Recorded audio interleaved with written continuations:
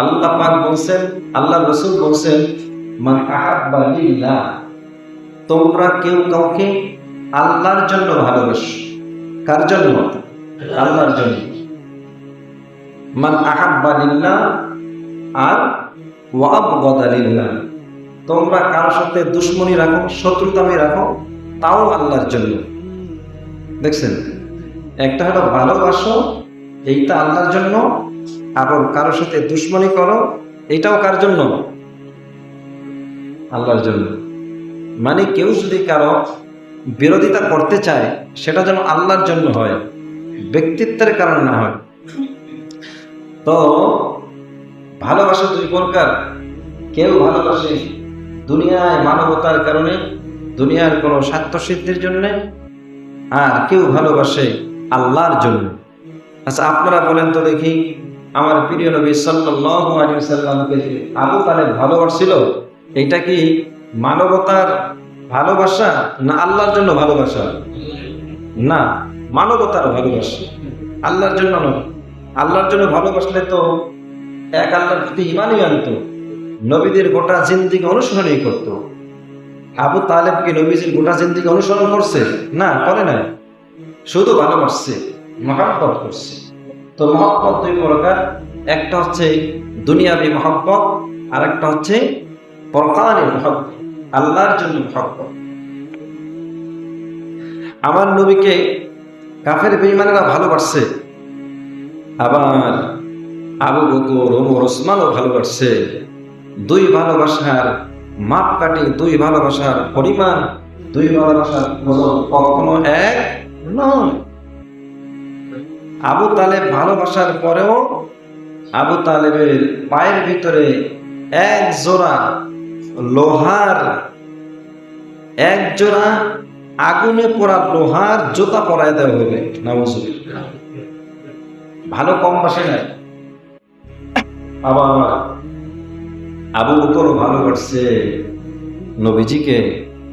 আবু বকর নবীকে ভালোবাসার কারণে জান্নাতের এক নাম্বার সুসংবাদ প্রাপ্ত সাহাবী হয়ে গেছে। আরেকটু জোরে কর, জান্নাতের কয় নাম্বার সার্টিফিকেট প্রাপ্ত সাহাবী? এক নাম্বার। শুধু কি তাই, ইসলামের এক নাম্বার খলিফা হচ্ছে। আর আবু তালেব ভালোবাসছে, অথচ জাহান্নামের প্যাসেঞ্জার। তাহলে এক ভালোবাসা দুনিয়াবি, আর এক ভালোবাসা বকারি। কেউ আল্লাহর জন্য ভালোবাসে, কেউ মানবতার কারণে, দুনিয়ার কোন স্বার্থের কারণে ভালোবাসে। হযরত আবু বকর সিদ্দিক রাদিয়াল্লাহু তাআলা আনহু কি পরিমাণ ভালোবাসছেন আল্লাহর রাসূলকে। গত জুমায় বলেছিলাম, আজকেও বলি, যে আবু বকর সিদ্দিক রাদিয়াল্লাহু তাআলা আনহু গভীর রাত্রে যায় নবীজি একটা মাত্র ডাক দিয়েছেন। কয়টা ডাক? জোরে বলেন। একটা ডাক দিয়েছে গভীর রাত্রে, দ্বিতীয় ডাক দিতে হয় নাই। ওই দিন থেকে 6 মাস আগে আল্লাহর নবী বলছেন, আবু বকর, আমি আপনাকে নিয়ে মক্কা থেকে ইয়াসরিবে, মদিনার পূর্বের নাম ইয়াসরিব, ইয়াসরিবে হিজরত করব। তবে কবে করব, কখন করব তা বলা যায় না। আল্লাহ যেই দিন নির্দেশ করবে, যেই সময় নির্দেশ করবে, ওই দিন ওই সময় আপনাকে নিয়ে হিজরত করব। আমি হিজরত করব, আপনি আমার হিজরতের সফর সঙ্গী সাথী হবেন। আবু বকর কথাটা দিলের ভিতরে বসায় নিচ্ছে। এমন বসাইছে রে ভাই, কখন না জানি আমার নবী হিজরত শুরু করে। এমন অবস্থায় যদি নবীজি আমার ঘরের দরজায় এসে আবু বকরকে ডাক দেয়, আর আমি আবু বকর ঘুমায় থাকি, তাহলে তো নবীর ডাকে সাথে সাথে সাড়া দিতে পারবো না, নবী কষ্ট পাবেন, দেরি হয়ে যাবে। এই জন্য আবু বকর কি করলেন, ওই 6 মাস পর্যন্ত দরজার পাশে দাঁড়ায়া দাঁড়ায়া দরজার সঙ্গে পিঠ লাগায়া লাগায়া ঘুমাচ্ছেন। সুবহানাল্লাহ। আমরা কয়দিন ঘুমাইতে পারবো রে ভাই? আমরা দরজার সাথে পিঠ লাগায়া কয়দিন ঘুমাইতে পারবো? এমনকি আবু বকর খানাটা খাইছেন কোন রকম নাকে মুখে। আল্লাহ রাসূল সাল্লাল্লাহু আলাইহি সাল্লাম যাকে ডাক দিয়েছেন, আবু বকর, একটা ডাক দিলাম, দ্বিতীয় ডাক দিতে হইল না। ইয়া রাসূলুল্লাহ, 6 মাস আগে বলছেন আপনি আমাকে নিয়ে হিজরত করবেন, আমি এই 6 মাস যাব আমি বিছানায় পিঠ লাগায় ঘুমাই না, এই দরজার সাথে পিঠ লাগায়া লাগায়া আপনার অপেক্ষায় ঘুমাই। সুবহানাল্লাহ। কি রে ভাই, কি পরিমাণ মহব্বত করছেন, কি পরিমাণ মহব্বত করছেন। আচ্ছা বলেন তো দেখি, এই যে আবু বকরের মহব্বতটা, আচ্ছা বলেন তো দেখি, এই ভালোবাসাটা কি দুনিয়ার কোনো কারণে হইতে পারে? কি জন্য হয়েছে? পরকালে মুক্তির জন্য, আল্লাহর জন্য। আবু বকরের বাড়ি থেকে রওনা প্রিয় নবী সাল্লাল্লাহু আলাইহি ওয়াসাল্লাম কোথায় যাবে? সাওয়ার গুহায় যাবে, হিজরতের গুহায় যাবে।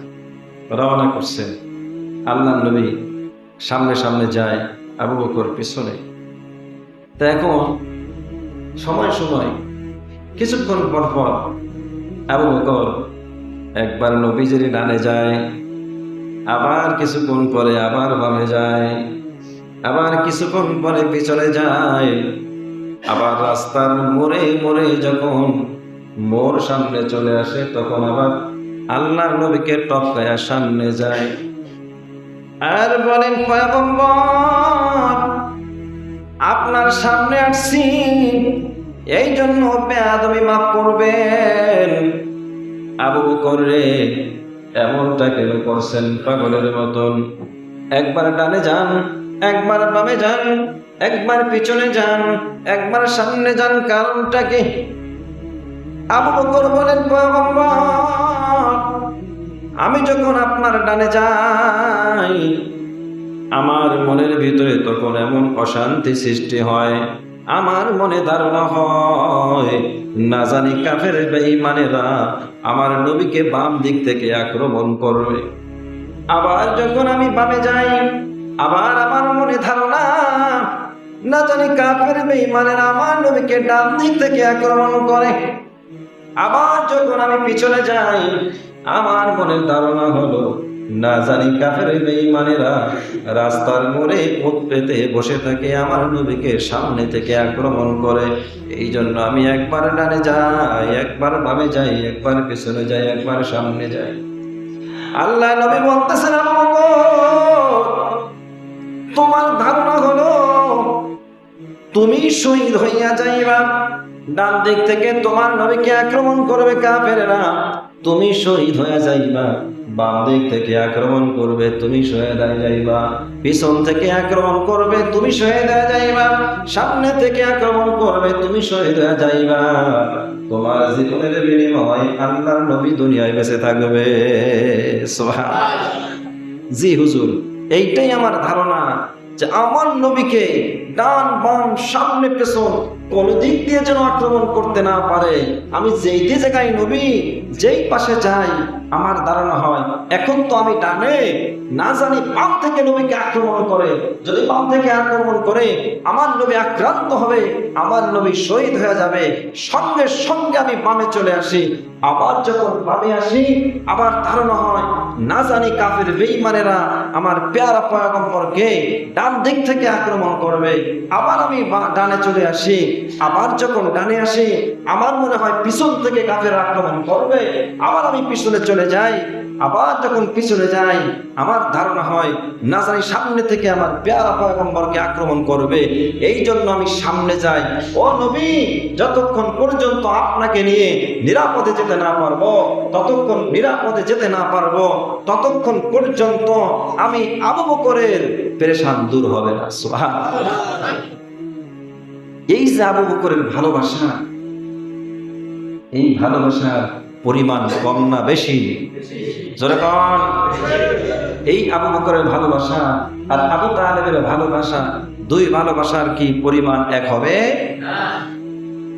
আবু তালেব ভালোবাসছিল বংশের মানুষ হিসাবে, ভাতিজা হিসাবে, চোখের শরমের কারণে, মানবতার কারণে। আর আবু বকর ভালোবাসছিল মান আহাব্বা লিল্লাহ, একমাত্র আল্লাহর জন্য। আল্লাহর নবী আমাদের জন্য দিন নিয়ে আসছে, এই নবীর উসিলায় দিন পাইছি। আমার নবী যতদিন দুনিয়াতে থাকবে উম্মতেরা ততদিন টাটকা দিন ঈমান পাওয়া যাবে। সুবহানাল্লাহ। ভালোবাসার পরিমাণ যেতে যেতে যেতে যেতে যাচ্ছেন একেবারে ওই সাওর গুহার কিনারায় যায় হাজির। আল্লাহ নবী সাল্লাল্লাহু আলাইহি সাল্লাম যেই গুহায় আশ্রয় নিয়েছিলেন, হিজরতের গুহা যেটাকে বলা হয়, মুখে বড় মুখ, এই পাহাড়ের মুখ, এই মুখ দিয়ে আল্লাহ নবী আবু বকরকে বলতেছে, আবু বকর বড়ই ক্লান্ত, বড্ড ক্লান্ত, এই পাহাড়িয়া পথ, পাথর কণার পথ, বহুদূর থেকে পায়ে হেঁটে হেঁটে আসছি। মক্কা থেকে আল্লাহ রসুলের ঘর থেকে বের হয়ে, আল্লাহ রসুলের ঘর থেকে হযরতে আবু বকর সিদ্দিক রাদিয়াল্লাহু আনহুর ঘরটা, আমি তো ফিতা দিয়ে মাপি নাই, অনুমান করে বলা যায় সর্বোচ্চ বেশি থেকে বেশি হলে 300 বা 400 গজ দূরত্ব হবে, বা 500 গজ দূরত্ব হবে। এখান থেকে যে হাঁটা শুরু করেছে, একেবারে যেতে যেতে সেই হিজরতের গুহায় বড় ক্লান্ত, রাতের পথ, পাথুরিয়া পথ। আবু বকর বলতেছে, নবী আপনি দাঁড়ান, আমি পাহাড়ের গুহার ভিতরে প্রবেশ করে জায়গাটাকে পরিষ্কার করি, দেখি বিষাক্ত কোনো পোকামাকড়, বিষাক্ত কোনো সাপ বিচ্ছু আছে কিনা। নবী আমি পাহাড়ের গুহায় আগে প্রবেশ করি।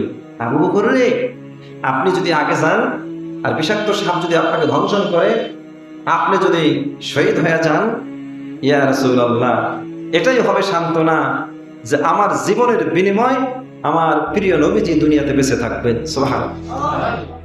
আবু বকর চলে গেলেন, ভিতরে গেলেন, ভিতরে যাইয়া পাহাড়ের গুহাটাকে সুন্দর করে পরিষ্কার করলেন, পরিষ্কার পরিচ্ছন্ন করলেন।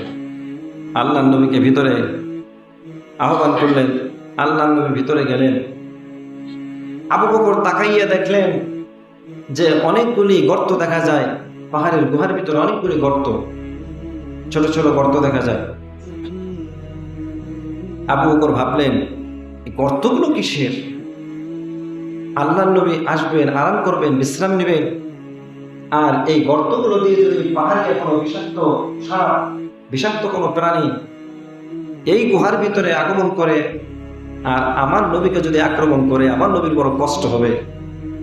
আবু বকর তার মাথার পাগড়ি খুলে, মতান্তরে রুমাল খুলে ছিঁড়ে ছিঁড়ে ছোট ছোট টুকরা টুকরা করে গর্তগুলি বন্ধ করে দিলেন। কিন্তু একটা গর্ত বাকি রয়ে গেছে, কাপড় নাই, কি দিয়ে বন্ধ করবে? আল্লাহ নবী বলেন, আবু বকর বড় ক্লান্ত, আমার একটু বিশ্রাম নেওয়া দরকার। আবু বকর পাটা টান করে দিলেন। আবু বকরের পায়ের রানের উপরে আল্লাহ নবী সাল্লাল্লাহু আলাইহি সাল্লাম তার মাথা মোবারক দিয়ে একটু আরাম ফরমাচ্ছে। আবু বকর ভাবলেন, সব পথগুলো, গর্তগুলো বন্ধ করলাম, একটা গর্ত বাকি আছে। হায়, এই একটা গর্ত দিয়ে যদি কোনো প্রাণী, বিষাক্ত প্রাণী আসে, আমার নবীকে আক্রমণ করে, নবীর আরামে ডিস্টার্ব হবে, নবীর কষ্ট হবে, নবী যদি শহীদ হয়ে যায়, কাকে নিয়ে ঘুরে ঘুরে আল্লাহর জমিনে আল্লাহর দিন প্রচার করবে? সুবহানাল্লাহ। এখন আবু বকর কি করলেন? আর একটা পা দিয়ে ওই পাহাড়ের ওই গর্তের মুখটাকে চাপা দিয়ে রাখলেন।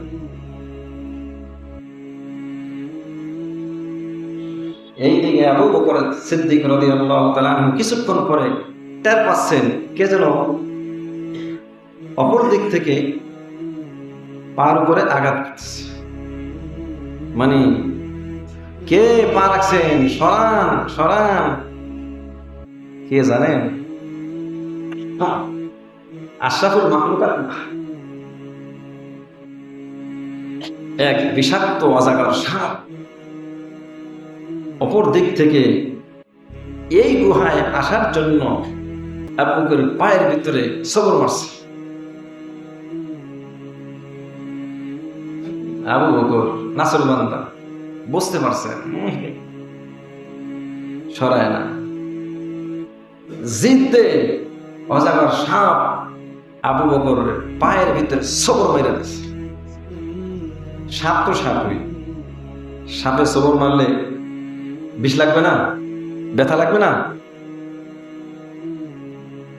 আবু বকর খুব যন্ত্রণায় ব্যথায় অস্থির, কিন্তু পা নাড়াচ্ছেন। পা কেন নাড়াচ্ছেন না? আল্লাহ নবী আমার পায়ের রানের উপরে ঘুমাচ্ছেন, আমি যদি পা নাড়াই আমার নবীজির আরামের বিঘ্ন ঘটবে। সুবহানাল্লাহ বলেন। আক্রমণ করছে, শরীর তো বিষে ধরে গেছে, বিষে প্রচন্ড ব্যথায় আবু বকরের চোখ থেকে দরদর করে পানি ফুটছে, আর এক ফোঁটা পানি দাড়ি মোবারক হইয়া আল্লাহ নবী তো এখানে এইভাবে শোয়া, রানের উপরে শোয়া, আল্লাহ রসুলের চেহারা মোবারকের মধ্যে এক ফোঁটা পানি যখন পড়ছে, আল্লাহ রসুলের আস্তে করে ঘুম ভেঙে গেছে, তন্দ্রা ভেঙে গেছে, ঘুম তো না, তন্দ্রা ভেঙে গেছে। আবু বকর সিদ্দিক রাদিয়াল্লাহু তাআলা তাকাইয়া দেখে, আল্লাহ রসুল তাকাইয়া দেখে আবু বকর কাঁদছে। আল্লাহ নবী আবু বকরকে বলে, আবু বকর, হিজরত করলাম, ভারী ঘর ছেড়ে আসলাম, মনে হয় পরিবারের কথা স্মরণ হয়েছে, বিবি বাল বাচ্চার কথা স্মরণ হয়েছে, তাদের মহব্বত অন্তরে জাগ্রত হয়েছে। না নবী, না না, পরিবারের কথা স্মরণ হয় নাই, সন্তানের কথা স্মরণ হয় নাই, কাঁদেন কেন, চোখে পানি কেন? ও পয়গম্বর, মনে হয় বিষাক্ত কোন প্রাণী, বিষাক্ত কোন সাপ আমার পায়ের ভিতরে ধ্বংসন করেছে, এই যন্ত্রণায় আমার চোখ থেকে পানি আসছে। ও নবী শোনেন, যেই দিন থেকে আপনার হাতে হাত রেখে বাইয়াত দিয়ে কালেমা পড়ে মুসলমান হয়েছি, ওই দিন থেকে আমার অন্তর থেকে আমার বিবি বাল বাচ্চা স্ত্রী পুত্র ধন সম্পদ সব আপনার মহব্বতের তুলনায় আমি দূর করে দিয়েছি। হযরতে ওমরকে আল্লাহ নবী একদিন বলতেছে, ওমর, আমার আপনি কি পরিমাণ ভালোবাসেন, মহব্বত করেন? আমরা একজন আরেকজনকে বলি না মাঝে মাঝে যে আচ্ছা বলেন তো দেখি আমার কতটুকু ভালোবাসেন, কি পরিমাণ ভালোবাসেন, আমি যদি বিপদে পড়েই যাই আমার বিপদের পাশে দাঁড়াবেন? বলেন কি, আমরা অনেক ভালোবাসি। বিশ্বাস করি না। ওই যে স্ত্রী মারাত্মক, স্বামী মারাত্মক অসুখ হয়েছে, স্ত্রী পাশে বসে বসে কাঁদতেছে, স্বামীও কাঁদে। তা একজন আরেকজনকে প্রশ্ন করছে যে কাঁদতেছো, কি পরিমাণ মহব্বত করো? প্রাণীর চাইতে মহব্বত করি। বিশ্বাস করি না। তুমি কি পরিমাণ মহব্বত করো? প্রাণীর চাইতে বেশি মহব্বত। বিশ্বাস করি না। তা এখন স্বামী বেচারা বলতেছে, স্ত্রী কি করলে তুমি বিশ্বাস করো? তো এখন স্ত্রী বলতেছে, আমি বিশ্বাস করব আপনি যদি আমার এই অসুস্থ অবস্থায় আপনার পুরুষঙ্গটা কাইটা ফেলাইতে পারেন, তাহলে আমি বুঝবো যে আমার একেবারে অন্তর থেকে মহব্বত করে। তো স্বামী বেচারা কেটে ফেলাইছে। এখন স্ত্রী তো কিছুদিন পরে অসুস্থ থেকে সুস্থ হইয়া এমন নব যৌবন লাভ করছে, এখন স্বামীর প্রয়োজন না, পাইবে কোথায়? এখন স্ত্রী তো অন্য পুরুষের সাথে তার সঙ্গ দেওয়া শুরু করছে। দিবি রে, আমরা নাকি অন্তর থেকে মহব্বত করো, ভালোবাসো? হ্যাঁ, আপনাকে তো অন্তর থেকে ভালোবাসি। বিশ্বাস করি না। কি করলে বিশ্বাস করবেন? তবে যদি আমার ঘরে থেকে খাস পর্দা করতে পারো, আর বিশ্বাস করুন যে তুমি আমাকে তোমার অন্তর থেকে ভালোবাসো। তো এটা মানা সম্ভব না। আসলে কি ভালোবাসাটা প্রকৃত ভালোবাসা হয়েছে? কথা বোঝেন নাই? স্ত্রী যে স্বামীকে ভালোবাসে, এটা কি প্রকৃত ভালোবাসা হয়েছে? স্বামীর ভালোবাসাটা স্ত্রীর জন্য পরিপূর্ণ ভালোবাসা হয়েছে, কারণ স্ত্রীর অসুস্থ অবস্থায় পুরুষ তার প্রসঙ্গ দ্বিখণ্ডিত করে দিয়েছে যে তোমাকে এত ভালোবাসি যে আমার ধারণা তুমি আর সুস্থ হবা না, তুমি যদি সুস্থ না হও, আমার যদি প্রসঙ্গ থাকে, হয়তোবা আমার চোখ কামনা, চোখ চাহিদা থাকবে, হয়তোবা তখন আমি পরনারীর সাথে পরক্রিয়ায় জড়িত হব। এই জন্য যাও, তোমার বিশ্বাস গভীর 100% স্থাপনের জন্য আমি আমার প্রসঙ্গ কাইটা দিই। মোহাম্মদ আবু বকর কি পরিমাণ মহব্বত করলেন। আবু বকর বলেন, ইয়া রাসূলুল্লাহ, আপনাকে আমি ওই দিন থেকে এত ভালোবাসি যেই দিন আপনার হাতে বায়াত নিয়ে কালেমা পড়ে পড়ে মুসলমান হয়ে গেছি। ওই দিন থেকে আমার বিবি, বাল, বাচ্চা, স্ত্রী, পুত্র, দুনিয়ার সব ধন সম্পদের চাইতে একমাত্র কেবলমাত্র শুধুমাত্র আপনাকে বেশি ভালোবাসি। ওমর আমার কি পরিমাণ মহব্বত করেন। ওমর ইয়া রাসূলুল্লাহ, আমার টাকা পয়সা, ধন সম্পদ, বাড়ি গাড়ি, অট্টালিকা যা কিছু আছে এর চেয়ে বেশি মহব্বত করি। আল্লাহর নবী বলেন, লা ইউমিনু আহাদুকুম হাত্তা আকুনা আহাব্বা ইলাইহি মিন ওয়ালিদিহি ওয়া ওয়ালাদিহি ওয়ান নাসি আজমাইন। না, ওমর কামেল মুমিন হতে পারো না। কেউ কি করলে কামেল মুমিন হওয়া যাবে? আল্লাহ নবী বললেন, ওমর যদি তোমার নিজের জীবনের চাইতে তোমার নবীকে বেশি ভালোবাসতে পারো, তাহলে তুমি কামেল মুমিন হবে। সুবহানাল্লাহ বলেন। আবু বকর বলে, পয়গম্বর আমি যখন ডানে যাই আমার ধারণা বাম দিক থেকে কাফেররা আপনাকে আক্রমণ করবে, আবার যখন বামে যাই আমার ধারণা কাফেররা ডান দিক থেকে আপনাকে আক্রমণ করবে, আবার যখন পিছনে যাই আমার ধারণা সামনে থেকে আক্রমণ করবে। এই জন্য আমি আমার দয়ার নবী, মায়ার নবী, রাহমাতুল লিল আলামিনের জীবন রক্ষার জন্য পাগলের মতো ছুটাছুটি করতেছি। সুবহানাল্লাহ। এই ছিল ভালোবাসা। এ ভাইরা, পাহাড়ের গুহার ভিতরে আল্লাহ নবী যখন দেখলেন আবু বকরের চোখ থেকে পানি পড়তেছে, আল্লাহ নবী বললেন, বাড়ির কথা মনে হলো নাকি? বলে না। স্ত্রীর কথা মনে হলো নাকি? না। সন্তানের কথা মনে হলো নাকি? না। তাহলে কাঁদছেন কোন? বলে, ও পয়গম্বর আমি যখন পাহাড়ের গুহায় আগমন করলাম দেখলাম অনেকগুলি গর্ত, গর্ত একটা একটা করে আমার রুমাল মতান্তরে পাগড়ি ছিঁড়ে ছিঁড়ে বন্ধ করলাম। একটা গর্ত বাকি আছে, ওই গর্তটা বন্ধ করার মতো কোনো কাপড় পাইলাম না। এ কারণে আমি আমার পা দিয়ে চাপা দিয়ে রাখলাম। আর ওই দিক থেকে একটা বিষাক্ত অজাগর সাপ আসিয়া বারবার বারবার বারবার পা ধাক্কাচ্ছে। আমি ভাবলাম পা যদি সরাইয়া দেই বিষাক্ত সাপ আসিয়া আমার নবীকে আক্রমণ করবে, আমার নবী শহীদ হয়ে যাবে। হারে আমি আবু বকর বেঁচে থাকতে আমার নবী দুনিয়ার থেকে বিদায় নিবে, আমি আবু বকর এটা সইতে পারবো না। সুবহানাল্লাহ। এই জন্য আমি চাপ দিছি, বারবার প্রচন্ড আকারে ধাক্কা দিয়েছে। যখন আমার পা সরাইতে পারে নাই, আমাকে আক্রমণ করেছে, এই যন্ত্রণা আমার চোখ থেকে পানি পড়ছে। আল্লাহ নবী তার জবান মুবারক থেকে একটু থুতু মুবারক নিয়া, লালা মুবারক নিয়া আবু বকরের ওই পায়ের ক্ষত স্থানে লাগায় দিলেন। সঙ্গে সঙ্গে আবু বকর আগের মতো ভালো হয়ে গেল।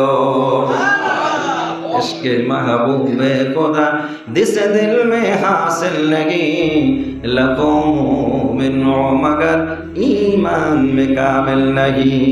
সুস্থ হয়েছে। কিন্তু আল্লাহ নবীর প্রশ্ন হলো, এত বড় সাহস দিনের জন্য বিশ্ব নবীর সাথে আবু বকর সফর করতেছে, আর এই পাহাড়ের গুহায় সাপ আসিয়া আমার আবু বকরকে ধ্বংসন করবে, এত বড় সাহসটা সাপকে কে দিল? সুবহানাল্লাহ বলেন। আল্লাহ নবী বলতেছেন, কে পাহাড়ের গুহার অপর দিক থেকে আমার আবু বকরকে আমার খাটিয়া আসে? কে? আমার প্রিয় সাহাবী আবু বকরকে আক্রমণ, তাড়াতাড়ি বের হয়ে আসো। ওই গর্ত দিয়ে পির পির পির পির করে ওই সাপ, বিশাল অজগর সাপ পাহাড়ের গুহার ভিতরে আসিয়া মাথাটাকে নতজানু করিয়া আল্লাহ নবীর সামনে দাঁড়াইয়া গেলেন। আল্লাহ নবী বলতেছেন, এ আল্লাহর মাখলুকাত, আমার আবু বকরের কি অপরাধ ছিল, কি অন্যায় ছিল? কেন তুমি আমার আবু বকরকে ধ্বংস করেছো? জবাব দাও। সুবহানাল্লাহ বলেন। সাপ আউলিয়ারা কারে ওকবা ইখতিয়ার, জাহেলারা কারে দুনিয়া ইখতিয়ার। সাপ হলো মাখলুকাত, আল্লাহকে ডাক দিয়া, অন্তর থেকে ডাক দিয়া বলেন আল্লাহ, জবানটা খুলে দেন, মন ভরে প্রাণ ভরে আপনার পয়গম্বরের সাথে আমি একটু কথা বলবো। আল্লাহ বলেন সাপ জবান খুলে দিলাম। সাপ এবার আল্লাহ নবীকে সালাম আনতে সালাম দিয়ে বলে, ও পয়গম্বর, আজ থেকে প্রায় 500-550 বছর আগে আল্লাহর একজন পয়গম্বর হযরত ঈসা রুহুল্লাহ বয়ান করতেছিলেন, আখেরি জামানায় একজন পয়গম্বর আসবে, উনি হবে বিশ্ব পয়গম্বর, যে তাকে দেখবে আল্লাহ পাক তার জন্য জাহান্নামের হারাম করে দিবে। আল্লাহ নবী একদিন মক্কা থেকে এই পথে, এই পাহাড়ের গুহা হইয়া মদিনায় হিজরত করে যাবেন। ও পয়গম্বর, আজ থেকে 500-550 বছর আগ থেকে আমি অজাগর সাপ আপনার চেহারাটা এক নজর দেখার জন্য 500 বছর ধরে অপেক্ষা করতেছিলাম। আমি টের পাইছি, আমি খবর পাইছি আপনি মক্কা থেকে মদিনায় হিজরত করবেন, এই পাহাড়ের গুহায় একটা রাত আপনি অবস্থান করবেন। আমি ভাবলাম আল্লাহ নবীর সাথে এই সুযোগে দেখা করা দরকার। ও নবী, আমি এই পাহাড়ের গুহা পেরিয়ে পেরিয়ে, পাথরের গুহা পেরিয়ে পেরিয়ে বহুদূর, শত শত মাইল দূর থেকে আপনার আগমনের বার্তা পাইয়া পাহাড়ের গুহায় আমি আসিয়া হাজির হইলাম। কিন্তু আপনার আপনার এমন খাটিয়া আসে, আপনার জীবন রক্ষায় আমাকে ঢুকতে দেয় না। আমি জিদ্দে মনের কষ্টে আবু বকরকে আক্রমণ করছি। ও নবী, আপনি তো শ্রেষ্ঠ নবী, আপনার মুখের লালা মোবারক আবু বকরের কত স্থানে লাগাইয়া দেন, আবু বকর ভালো হয়ে যাবে, আর আমি সাপকে আপনি বেয়াদবি মাফ করে দেন। এ ভাইরা, এই সাপের মহব্বত আর ওই আবু তালেবের মহব্বত, দুই মহব্বতের পরিমাণ কি এক? কথা বলেন এক? আবু বকরের মহব্বত আর আবু তালেবের মহব্বত কি এক? কেউ তো ভালোবাসছে মান আহাব্বা লিল্লাহ, আল্লাহর জন্য, আর আবু তালেব তো ভালোবাসছে দুনিয়ার জন্য।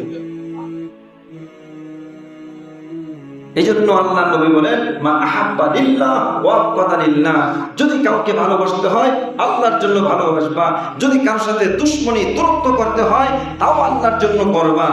তাহলে আমি আল্লাহ কি করব? ফাকাদ ইসতাকমালাল ঈমান, তোমাদের ঈমানকে পরিপূর্ণ করে দেব। সুবহানাল্লাহ বলুন। ভাই দোস্ত বুজুর্গ,